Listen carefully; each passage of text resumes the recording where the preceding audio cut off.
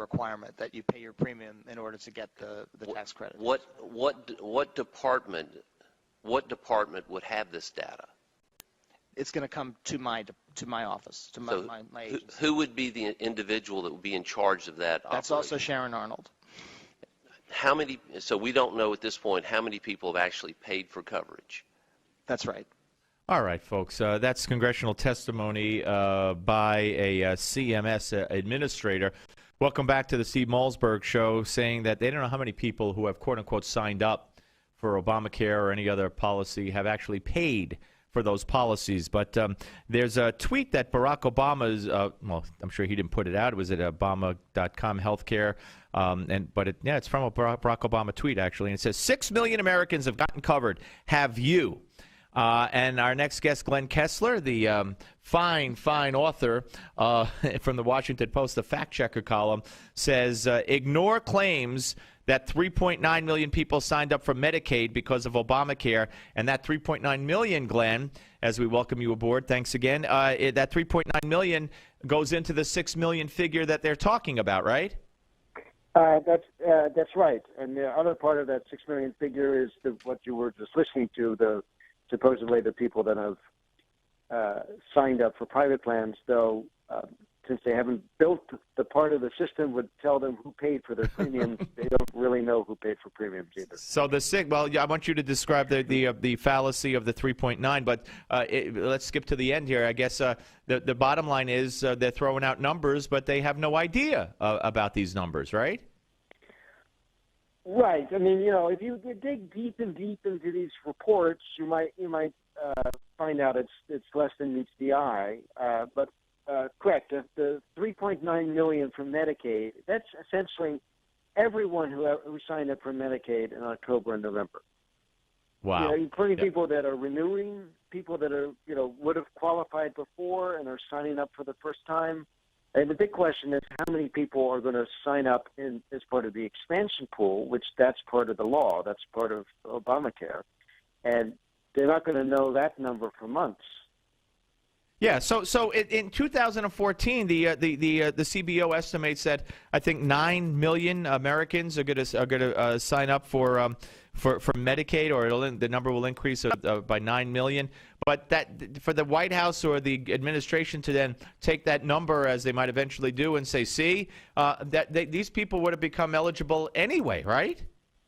Yes, exactly. And that's what part of the confusion was. I was confused at first because you see that CBO estimate 9 million, and then it's halfway through. You think they released this thing at the end of December, and you think it's halfway through the enrollment period. Sounds like they're on track with Medicaid. Nearly 4 million, halfway there. But it turns out it's 2 months of numbers having to do with everyone who ever signed up for Medicaid. It really doesn't. It doesn't tell you anything about how well the Affordable Care Act is doing. And you want the reporters to stop. I guess swallowing this claim from the administration, because it's just it's misleading at best, right? Yes, this one is particularly misleading. The other number, the 2 million on the for the private plans, that's also reasonably misleading because it's somewhat similar to saying you put something in your shopping cart at Amazon, and that's what they're counting, all the things that are in the shopping cart. Right. They don't know how many people actually pushed the button and ordered the item. Now, their argument, which is not a unreasonable one, is that if you've gone through the whole rigmarole of selecting the plan and everything like that, it's more than just something you put in a shopping cart. But the big problem is they haven't finished building the system. So the insurance companies are supposed to say, hey, here's who paid the premium. Here's who came to us, and they've paid the premium.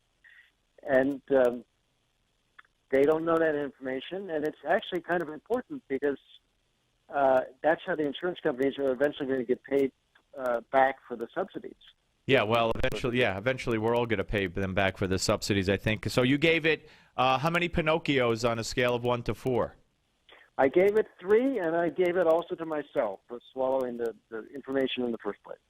I tell you, God bless you, because what your column is so well respected and so much talked about because of the publication that you write for, and the political bent that some of us might believe it has. And then you come along and you took Obama. I think three of the 5 lies of the year were from Obama's mouth himself last year. We had John in December, and now this one here. It really is troubling. Is it? Do you find it troubling for a man who does what you do? I've been doing this for writing about policy and politics for 3 decades. I'm never really surprised. That's a good answer. All right, Glenn. Thank you very much, sir. You're welcome. We'll speak to you soon. Glenn Kessler, author of the very influential The Fact Checker blog for the Washington Post. Yeah, 3 Pinocchios. 3 Pinocchios for Barack Obama, who tweeted, of course, he tweeted himself. That's what he does. He's up all night, like me, tweeting out stories and facts and figures. 6 million Americans have gotten covered. Have you? Lie, lie, lie. He breathes. He lies. He lies. He breathes. On the Steve Malzberg Show. Alan West up next on the Steve Malzberg Show. The Steve Malzberg Show.